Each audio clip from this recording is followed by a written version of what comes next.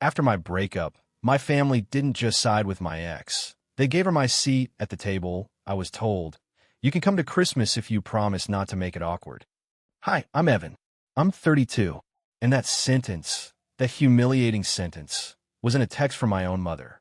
At first, I thought it was a joke. Some weird, poorly timed sarcasm. But no, she meant every word. It had only been a few weeks since Kara and I ended things. 6 years together, and not the kind of on and off nonsense people roll their eyes at. We build a life, share rent, travel together. I'd introduced her to every single person I loved. My mom adored her, called her the daughter I never got to raise. My cousins invited her on girls' trips. My grandmother started saving her a spot on the annual holiday photo card.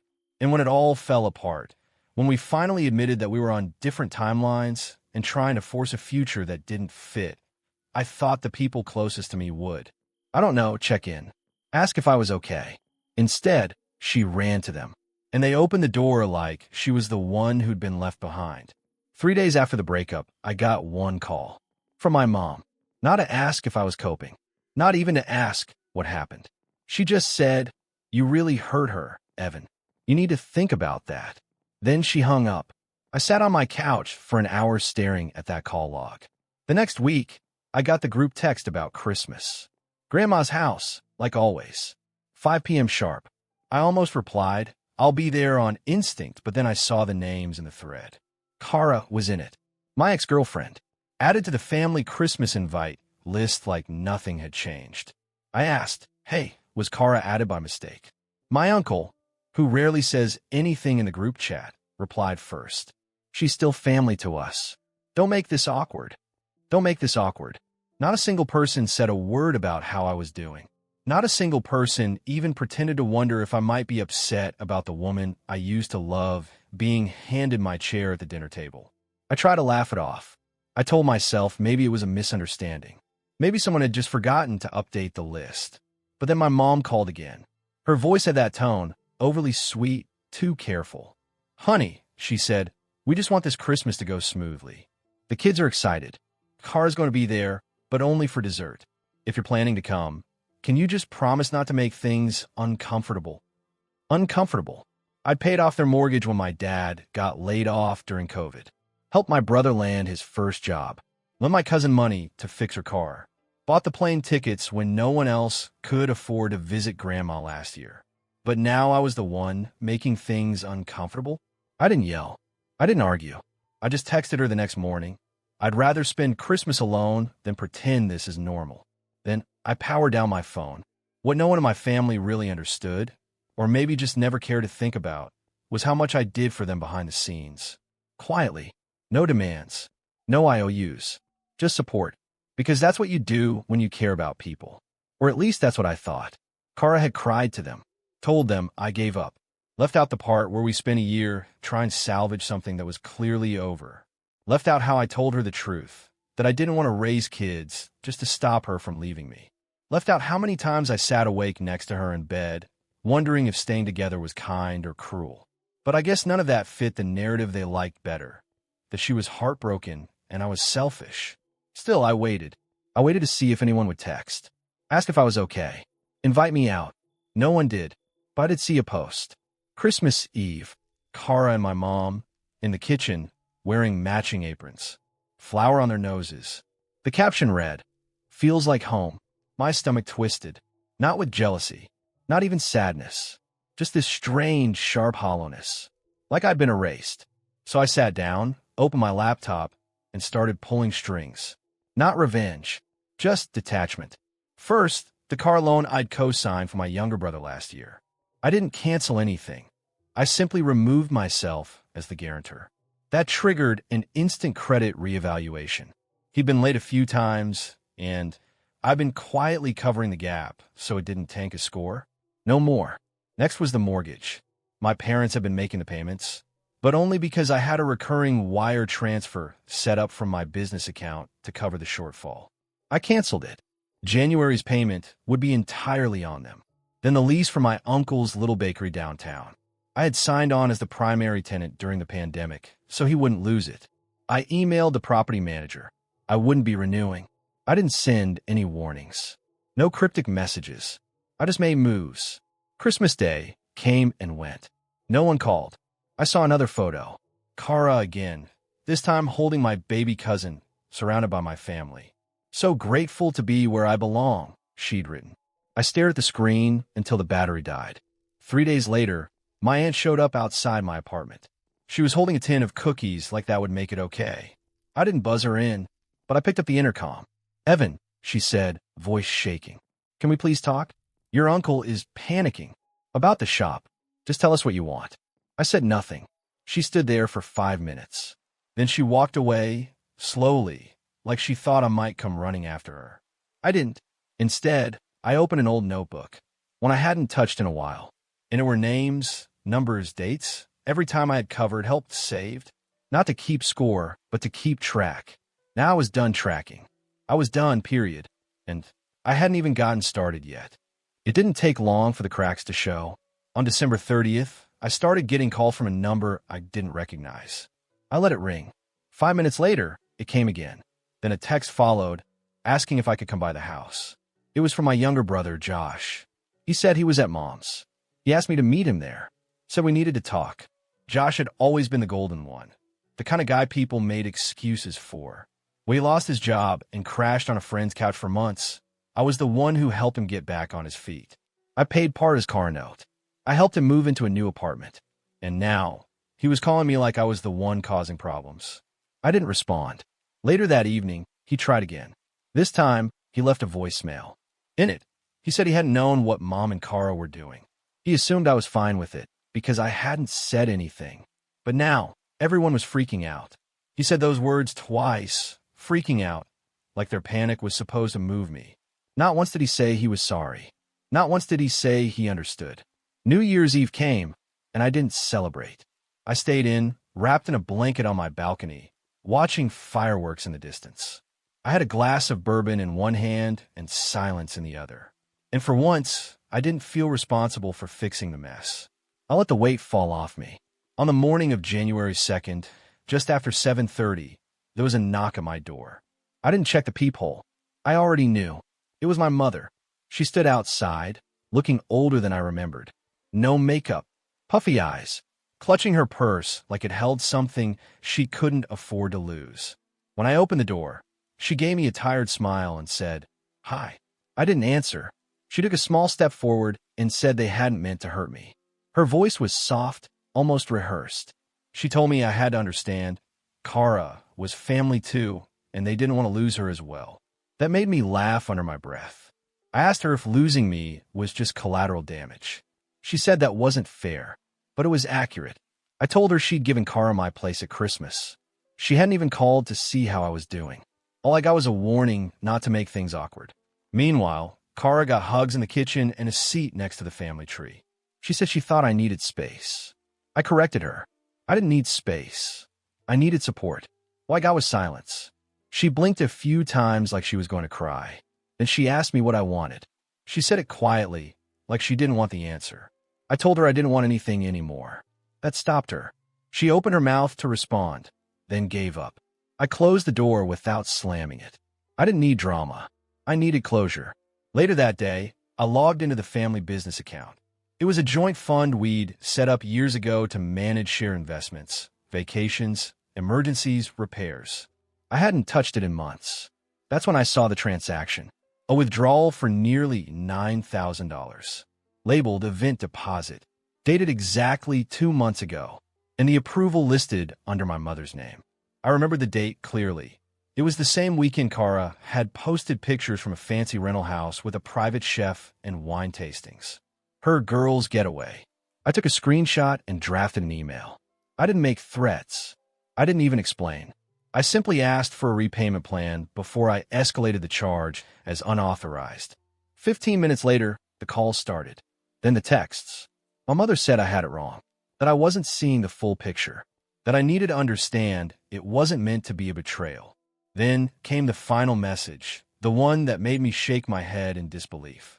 She said this would destroy the family, and asked if that was really what I wanted. It made me laugh, because only someone completely detached from reality could frame this as my doing. I printed the transaction record, highlighted the withdrawal, added a note that it had not been authorized. Then I sent it by mail to the fraud department of the bank, along with a copy to the branch manager who had helped me open the account when I was 21. The next day, January 5th, was mortgage day. For the last 2 years, I'd been covering a chunk of my parents' mortgage through a quiet automatic transfer from my business account. I set it up back when my dad got sick. They never asked me directly, but I offered, and I wanted to help. I never even told them the full amount I was paying. That morning, the transfer didn't go through because I canceled it. The bank called them, not me. That night, the landline rang. My phone showed the name I hadn't seen since before the breakup. My father. When I picked up, he was already mid-sentence, saying he'd just gotten off the phone with the bank. I kept my voice calm and told him I knew. He asked what I was doing. I told him I wasn't doing anything. I was done pretending. He said, "So this is about Kara?" I said no. This was about everything. The disrespect, the silence, the way they all chose someone else without blinking, the way I became a problem to manage instead of a person to care about. He asked if I thought they owed me for everything I did. I told him I didn't think they owed me anything, but I did think they'd gotten too comfortable using me, taking from me, depending on me, without ever once treating me like I mattered. There was a long pause. He told me I was making a mistake. I corrected him again. I said they made the mistake when they gave my seat to someone who walked in after me and made themselves comfortable. When they decided it was easier to warn me not to make things awkward than it was to actually ask how I felt. He didn't argue. He just hung up. By the time I got off that call, the missed calls had already started piling up. Jess, my aunt, Josh again. But I didn't return any of them. They weren't reaching out because they cared. They were reaching out because the support beams were cracking. Mortgage unpaid. Lease expiring. Account under investigation. And the biggest shoe hadn't even dropped yet. The trust. That was coming next. The trust was the final piece. Back when Kara and I were still living together and planning a future, I had started setting up a family trust through my accountant. I was in a good place financially. My startup exit had given me options, and I wanted to use some of that to build something that could outlast me. A legacy, I thought at the time. College funds for the younger cousins. Emergency grants for relatives who needed a hand. Retirement stability for my parents. It wasn't about control. It was about contribution. The paperwork had been started. The account had been opened. The initial funding had already landed. But the beneficiaries? They hadn't been finalized yet. All their names were listed temporarily. My mom, my dad, my brother, a few cousins. All of them had been marked as provisional while I waited for everyone to submit the required info. Now, I didn't need that info anymore. I opened the file and removed every name, one by one, without hesitation. All except one. My cousin's daughter, barely 2 years old.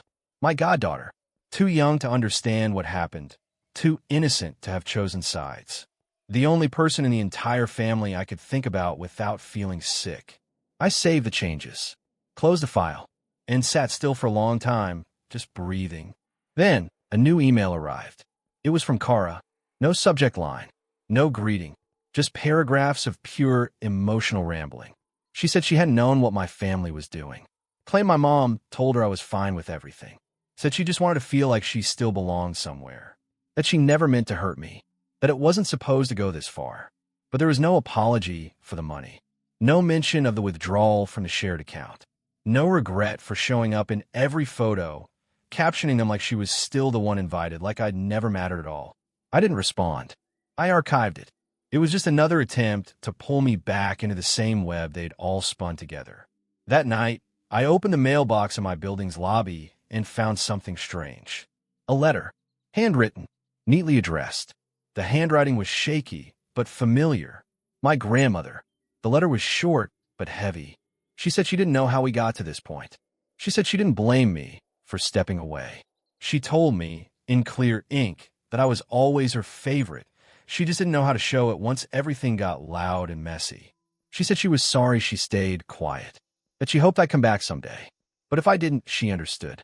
That letter almost broke me, because it felt honest, because it was the only thing any of them had said that didn't come wrapped in guilt, excuses, or expectation.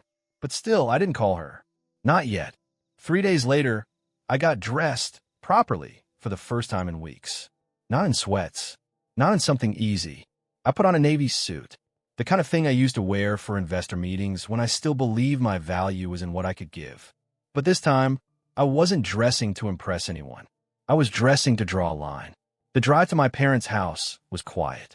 No music, just the hum of tires and the occasional creak of my jacket against the seat.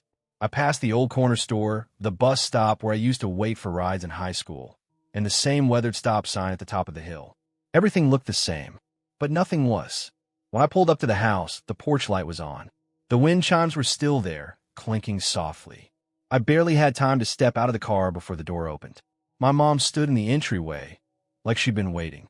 She looked at me the way someone looks at a ghost, unsure if they're happy or terrified to see it.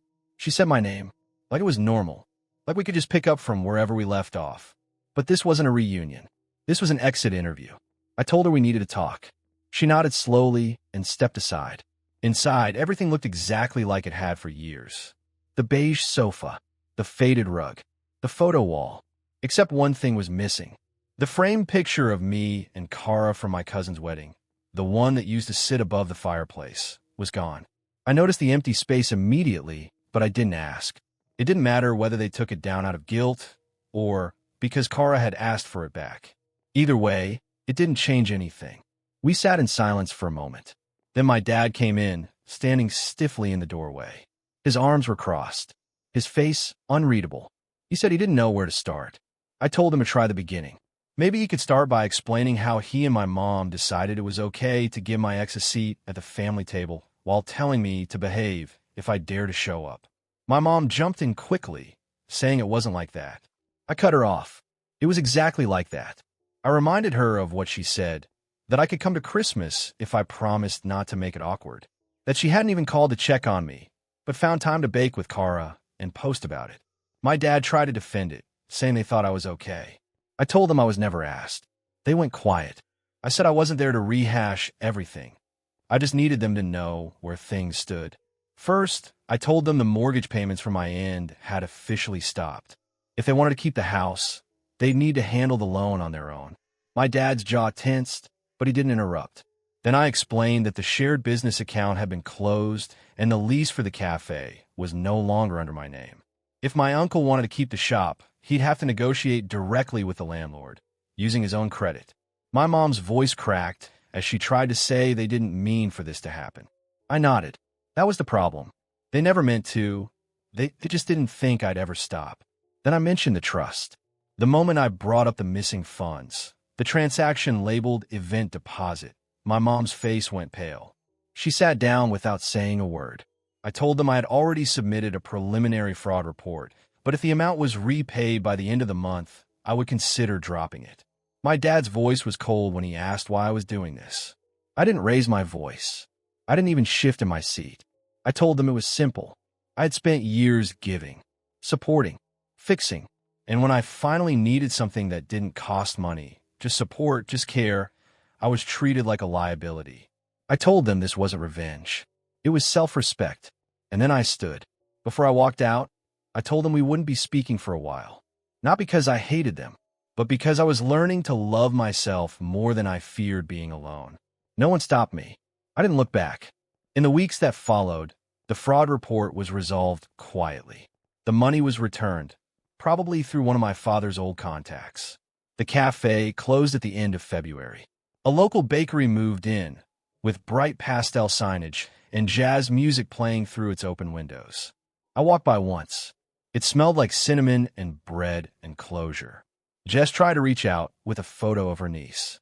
I responded once, saying I hoped she was doing well, that the baby girl was the only one I was leaving anything to. She didn't reply after that. My uncle made a few snide posts online, complaining about betrayal and loyalty, but no one really paid attention.